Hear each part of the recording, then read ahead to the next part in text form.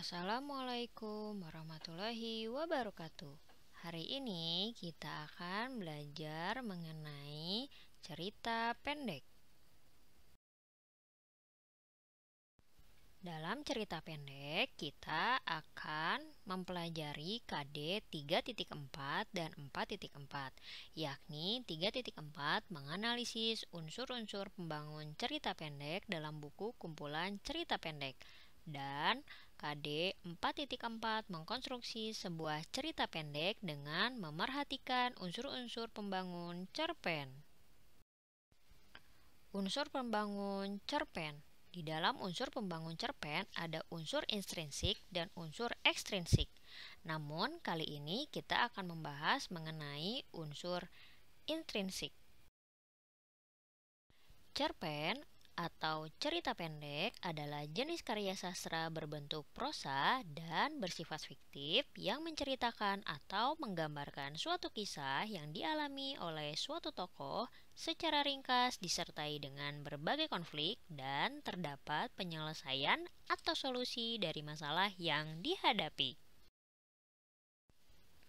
Unsur intrinsik cerita pendek. Yang pertama adalah tema, alur, setting, tokoh, penokohan, gaya bahasa, sudut pandang, dan amanat. Tema adalah gagasan utama yang menjadi dasar cerita jalannya cerita pendek. Jadi, kalau kalian akan membuat teks cerita pendek, kalian harus menentukan terlebih dahulu temanya seperti apa. Selanjutnya ada alur atau plot. Tahapan urutan jalannya cerita pendek mulai dari perkenalan, konflik, klimaks, penyelesaian adalah sebuah alur yang selalu ada di dalam sebuah cerita pendek.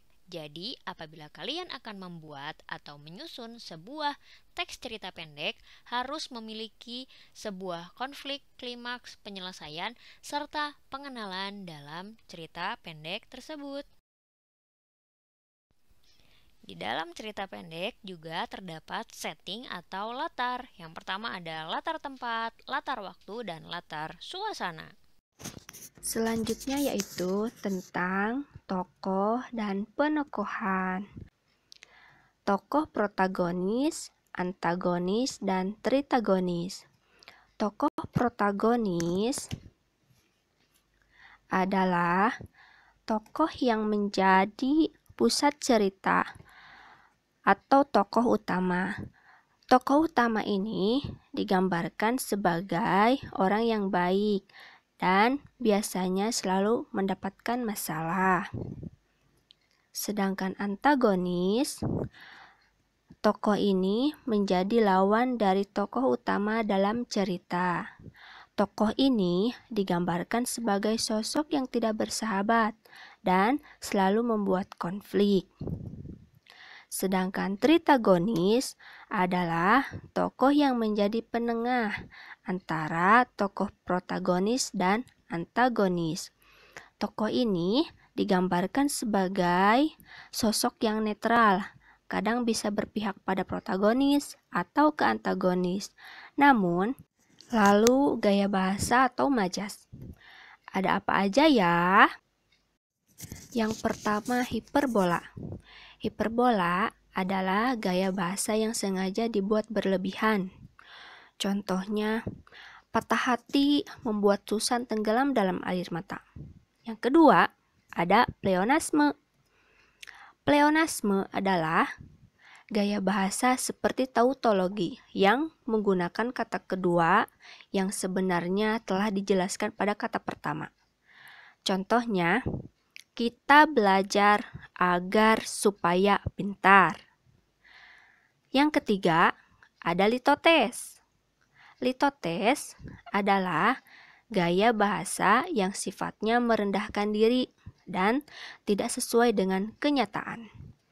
Contohnya, aku hanya magister teknik dengan otak udang. Sedangkan yang keempat, ada personifikasi, yaitu gaya bahasa yang mengumpamakan benda mati sebagai benda hidup. Contohnya, angin berlari sangat kencang. Ada majas metonimia, antonomasia, dan eponim. Majas metonimia adalah gaya bahasa yang menggunakan nama untuk benda lain yang menjadi merek, ciri khas, atau atribut. Contohnya, tolong berikan aqua ya.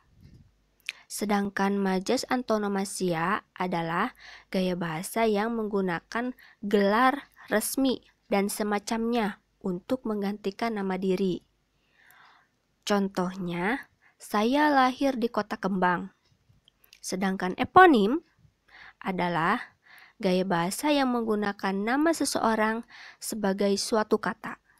Contohnya, Mimin, Kleopatranya. Pembahasan selanjutnya yakni sudut pandang. Sudut pandang merupakan bagian unsur intrinsik cerpen yang menjelaskan pencerita yang mengisahkan cerpen tersebut. Sudut pandang dibagi menjadi dua, yakni sudut pandang orang pertama dan sudut pandang orang selanjutnya. Amanat. Amanat merupakan nilai-nilai yang bisa dipetik dalam kisah yang dibaca. Nilai tersebut akan selalu berhubungan dengan tema yang mendasari cerpen tersebut. Contohnya lagi, masih dengan cerpen tentang perayaan Hari Pahlawan, kamu bisa menemukan pesan untuk mencintai tanah air ataupun untuk selalu mengenang jasa para pahlawan.